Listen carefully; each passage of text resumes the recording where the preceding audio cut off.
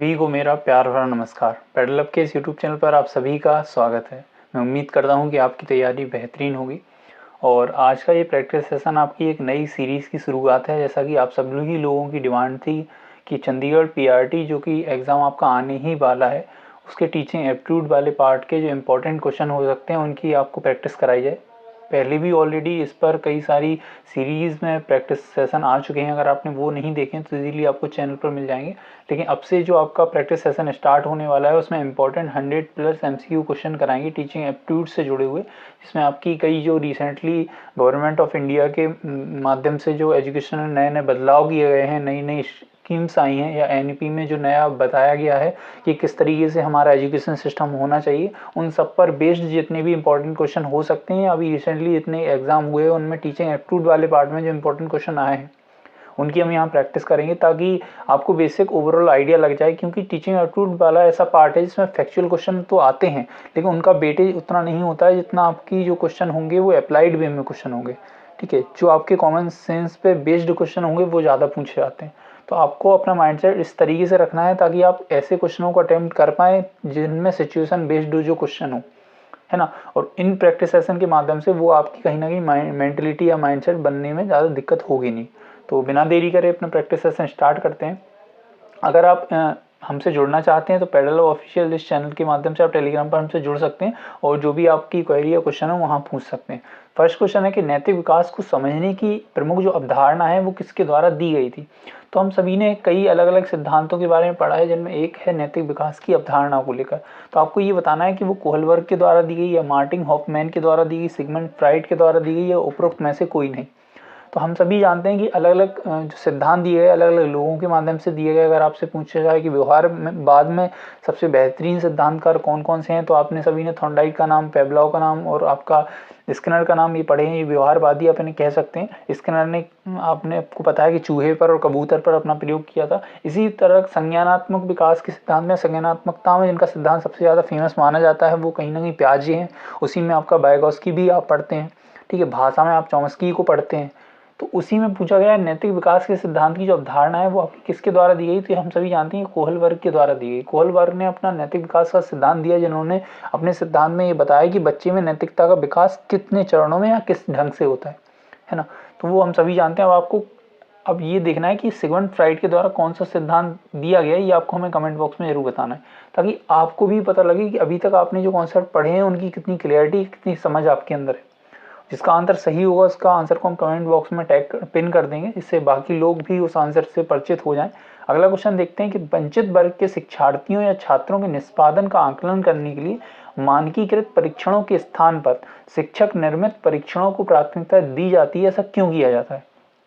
तो यहाँ है कि वंचित वर्ग के जो ऐसे वर्ग हैं जो कहीं ना कहीं शिक्षा से वंचित रह गए हैं, उनके छात्र हैं, उनके आकलन के लिए मानकीकृत परीक्षण भी क्या होता है, स्टैंडर्डाइज्ड टेस्ट के नाम से आपने सुना होगा कि एक ऐसा टेस्ट, एक ऐसी परीक्षण की पद्धति जो सभी वर्ग के लिए समान हो, उसे कहते हैं मानकीकृत परीक्षण या स्टैंडर्डाइज्ड टेस्ट। के स्थान पे कहीं ना कहीं जो शिक्षक होता है वो शिक्षक निर्मित परीक्षणों का उपयोग करता है और उन्हीं को प्राथमिकता देता है। तो आपको ये बताना है वो ऐसा क्यों करता है। क्या मानकीकृत परीक्षण केवल उन्हीं छात्रों या उन्हीं शिक्षार्थियों को दिए जाते हैं जो समाज के उच्च स्तर से आए हैं। तो ऐसा नहीं है कि जो मानकीकृत परीक्षण है वो केवल उन्हीं के लिए हो जो उच्च स्तर से आए हुए हों। तो इस हिसाब से हमारा ऑप्शन 1 कट जाएगा। अगला ऑप्शन कहता है कि मानकीकृत जो स्टैंडर्डाइज्ड टेस्ट है वो वंचित वर्ग की विशिष्ट आवश्यकताओं को ध्यान में नहीं रखते। तो ये हमारा ऑप्शन बन सकता है। उसका रीजन है, एक्सप्लेनेशन मैं अभी आपको देता हूँ। अगला पढ़ते हैं कि मानकीकृत परीक्षण में मापन की बहुत अधिक त्रुटियां होती हैं। तो ऐसा भी नहीं है कि स्टैंडर्डाइज्ड टेस्ट में मापन की जो है बहुत अधिक त्रुटियां हो इसलिए हम उसका उपयोग नहीं करते हैं। ठीक है, और ये रटने पर केंद्रित है, तो ऐसी बात भी कोई नहीं है मानकीकृत आपका रटने पर केंद्रित है। मेनली इसलिए हम मानकीकृत को ज़्यादा प्रायोरिटी नहीं देते हैं, शिक्षक निर्मित परीक्षाओं को ज़्यादा उपयोग करते हैं। क्योंकि जो मानकीकृत अभी मैंने बताया जो स्टैंडर्डाइज्ड टेस्ट है वो किसी खास पक्ष पर या किसी खास विशिष्टता पर या आवश्यकता पर फोकस नहीं करता है, वो समाज के वर्ग के लिए समान स्तर पर बनाया जाता है।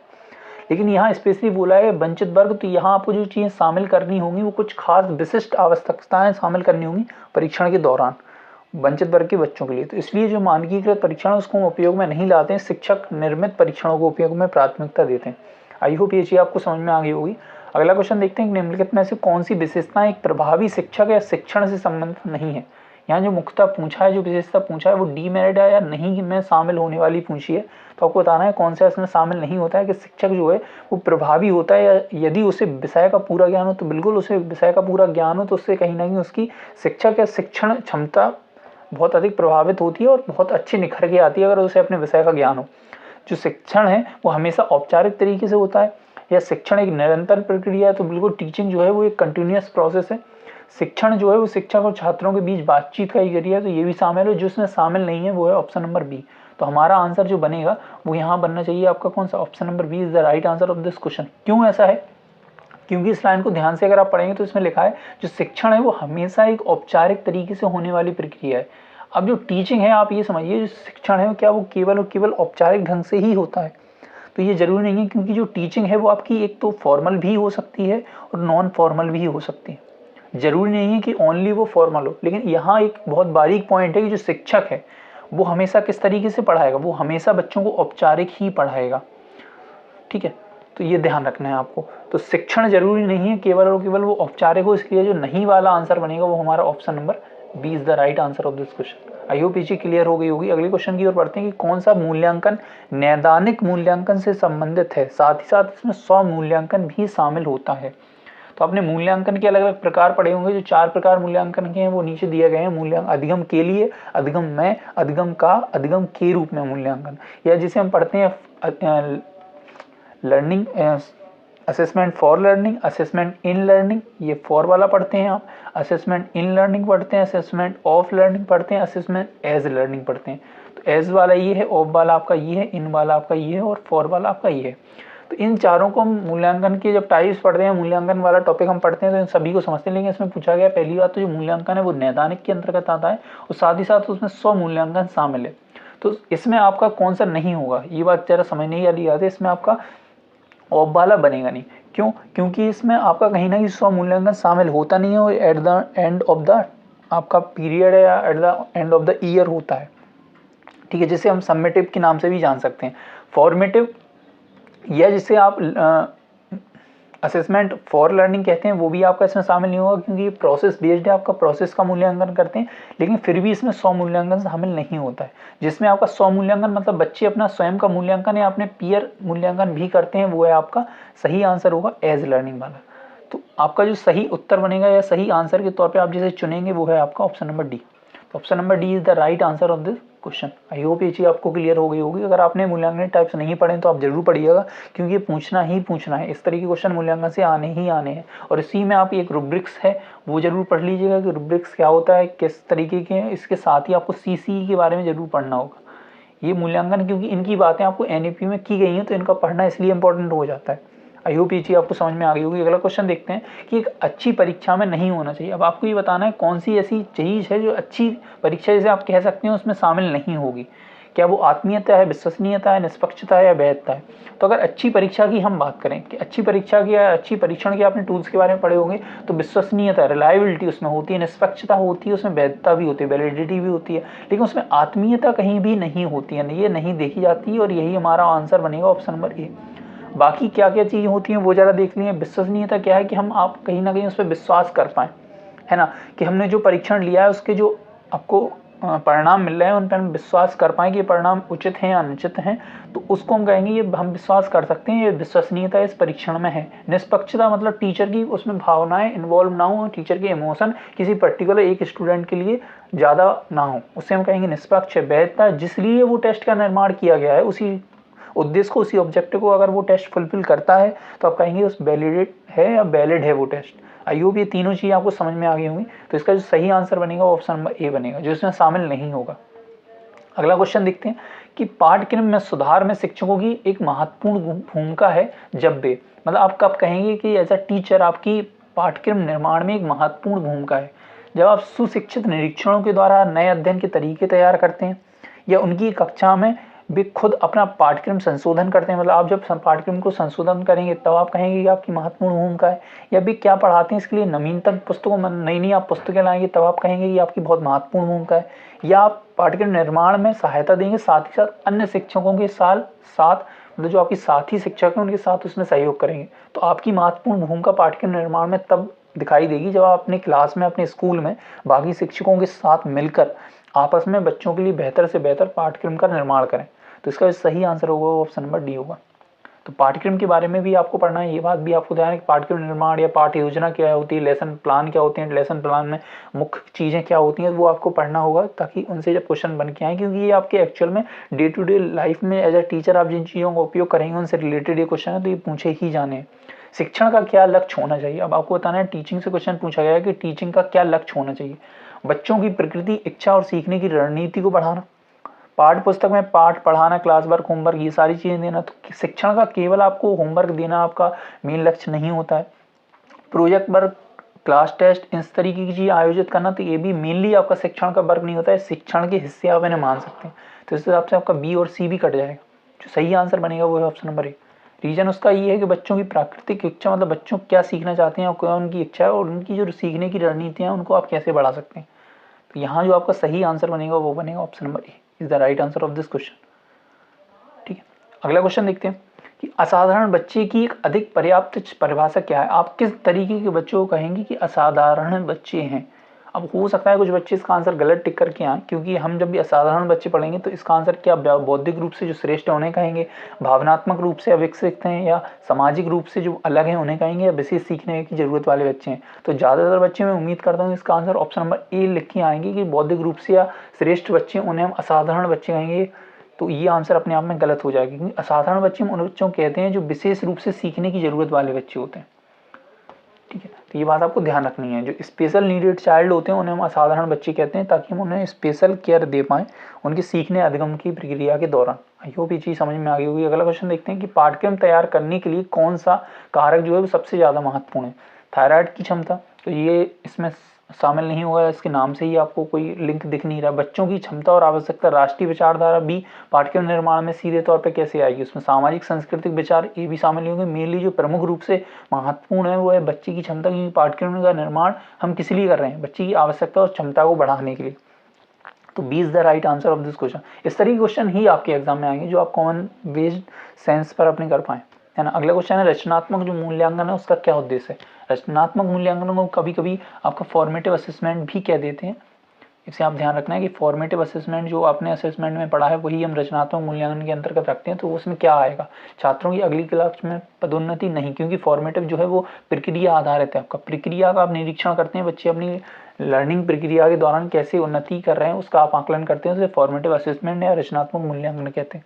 तो सीखने की क्षमता को बढ़ाने के लिए बिल्कुल ये बात सही है कि बच्चे की सीखने की क्षमता प्रक्रिया का मूल्यांकन क्यों करते हैं, क्योंकि हम उनकी सीखने की क्षमता को बढ़ाना चाहते हैं।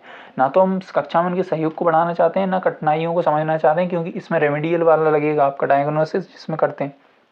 तो इसका जो सही आंसर होगा ऑप्शन नंबर बी।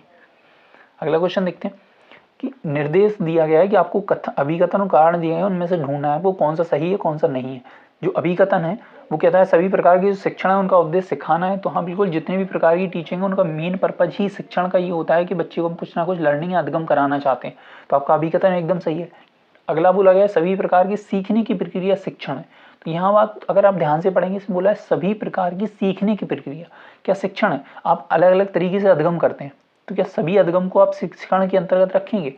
तो ये बात बिल्कुल गलत है, क्योंकि कुछ अधिगम हम शिक्षण के माध्यम से करते हैं और कुछ अधिगम हम शिक्षण के माध्यम से नहीं करते हैं। तो यहाँ हमारा आर गलत हो जाएगा। तो ए बिल्कुल सही है, ये सत्य है, A is true and R is false. तो सही आंसर बनेगा ऑप्शन नंबर सी। तो इस तरीके से क्वेश्चन आपको भाषाई रूप से घुमा के पूछे जाएंगे, आपको आते ही भले हों बट हम भाषा में घूम के कहीं ना कहीं उनको गलत करके आते हैं। तो ये बात आपको ध्यान रखनी है। तो ये थे आज के प्रैक्टिस क्वेश्चन। कुछ और क्वेश्चन रह गए उनको भी देख लेते हैं कि प्रभावी शिक्षण का क्या अर्थ है। छात्रों को दिया गया प्यार, सहयोग, सहानुभूति, नैतिक अपराधों के समुदायों के लिए शारीरिक दंड। तो शारीरिक दंड वाला अपने आप में नेगेटिव पे कट जाएगा। व्यक्तिगत निर्देश, खुली कक्षा चर्चा, ये भी शामिल होगा, ये भी शामिल होगा। तो इसका सही आंसर बनेगा ए एंड सी। ये आपको क्वेश्चन कहीं भी किसी भी कॉन्सेप्ट में नहीं मिलेंगे, इनको आपको बेसिक अपनी कॉमन सेंस पर ही करना है। अगला है कि जीवंत आपकी कक्षा है उसकी स्थिति कैसी होनी चाहिए। हंसी, बहुत ज़्यादा हंसी मजाक हो ऐसी कक्षा होनी चाहिए, जीवंत नहीं होनी चाहिए। पूर्ण मौन हो ये भी नहीं होनी चाहिए। बार बार शिक्षक और कक्षा छात्र का संवाद हो, ये बिल्कुल सही है, क्योंकि जब टीचर और स्टूडेंट जो है आपस में कम्युनिकेट करेंगे बेहतरीन ढंग से तो आप कहेंगे वो जीवंत कक्षा है। क्यों जीवंत कह रहे हैं, क्योंकि उसमें एक्टिव पार्टिसिपेशन दोनों ओर से देखने को मिल रहा है आपको। तो इस बात का ध्यान रखना है। इसका सही आंसर बनेगा ऑप्शन नंबर सी। अगला क्वेश्चन देखते हैं कि प्रभावी मूल्यांकन आप क्या कहेंगे, कौन से कारक प्रभावी मूल्यांकन के लिए जिम्मेदार है? शिक्षार्थी के ज्ञान की जांच बिल्कुल सही है। उपचारात्मक उपयोग की जहाँ कहीं ना कहीं कमी समस्या देखने को मिल रही है उसका उपचार करेंगे। प्रेरणा, उसमें कहीं ना कहीं मोटिवेशन होना चाहिए, उसका मूल्यांकन बिल्कुल सही है। तो यहाँ आंसर बनेगा सभी, ऑल ऑफ दी अबव। तो option number D is the right answer of this question. अगला क्वेश्चन देखते हैं कि इसमें अलग अलग पॉइंट दिए गए हैं। जिस तरीके के आजकल क्वेश्चन पूछे जाते हैं कि जो शिक्षण है वो प्रशिक्षण के समान है, तो शिक्षण अलग है और प्रशिक्षण अलग है। प्रशिक्षण में आप टीचर को शिक्षण के लिए, कि बेहतरीन शिक्षण कर पाए एक टीचर, उसके लिए ट्रेन करते हैं, तो ये अपने आप में नहीं शामिल होगा। जो हम पढ़ाते हैं वो अनुदेशन और अनुकूलन के बीच कोई अंतर नहीं है। तो अनुदेशन में मतलब कहीं ना कहीं इंस्ट्रक्शन आप देते हैं, अनुकूलन में आप फॉलो करते हैं, तो इनमें अंतर है। आप कह रहे हैं अंतर नहीं है, तो ये भी आपका कट जाएगा। शिक्षण अधिगम किससे संबंधित है? बिल्कुल सही है। जब हम शिक्षण टीचिंग कराते हैं तो उसका मेन मोटिव या ऑब्जेक्टिव यही होता है कि हम अधिगम कराना चाहते हैं बच्चों को। शिक्षण जो है वो क्रिया सूचक है, इसे कृतिक सूचक या क्रिया सूचक मान सकते हैं, जबकि जो अधिगम है वो उपलब्धि सूचक है। ये बात भी सही है। Teaching is based on process, and जो आपका अधिगम है, लर्निंग है, वो मेनली आपके ऑब्जेक्टिव, जिसे हम लर्निंग ऑब्जेक्टिव्स के नाम से जानते हैं, उन पर फोकस्ड रहता है। जो शिक्षण है वो अर्थ सूचक प्रदान करता है, ठीक है, या अधिगम के घटित हुए बिना भी कोई शिक्षण कर सकता है। तो अभी हमने पढ़ा है कि अधिगम जो है उस पूरी डिपेंडेंट आपके शिक्षण पर नहीं है, ठीक है। शिक्षण आप कराएंगे, जरूरी नहीं है बच्चे अधिगम कर रहे हैं या नहीं कर रहे हैं, वो आपको अपनी टीचिंग मेथड अलग अलग तरीके से देखना है कि वो टीचिंग लर्निंग आपकी हो रही है उनमें क्या नहीं हो रही है। लेकिन बात करें जो शिक्षण का अर्थ सूचना प्रदान करना है, तो ये भी नहीं है, क्योंकि शिक्षण का केवल अर्थ ये नहीं है कि आप इन्फॉर्मेशन से बच्चे को दिमाग को भर दें। तो यहाँ जो आपका बनेगा वो बनेगा कौन सा? थर्ड वाला, फोर्थ वाला एंड सिक्स वाला। यहाँ जिसका आंसर होगा वो आपका ऑप्शन नंबर बी होगा। तो इस तरीके के आपको अलग अलग पॉइंट से मिला के आंसर पहुंचना है। आई होप आपको ये आज का प्रैक्टिस समझ में आ गया होगा, एक बेसिक आइडिया लग गया होगा टीचिंग एप्टीट्यूड की, आपको किस तरीके से प्रैक्टिस करनी है, किस तरीके से क्वेश्चन को अटेम्प्ट करना है। इसमें क्वेश्चन को अटेम्प्ट करना और अच्छे नंबर लाना कोई बड़ी बात नहीं है, बस आपके ऊपर है कि आप उन क्वेश्चनों को किस तरीके से ट्रीट करते हैं और किस तरीके से उन दी हुई भाषा को आप समझ पाते हैं। तो मिलते हैं अगले प्रैक्टिस सेशन में, तब तक के लिए मस्त रहिए, व्यस्त रहिए। Till then take care, bye bye.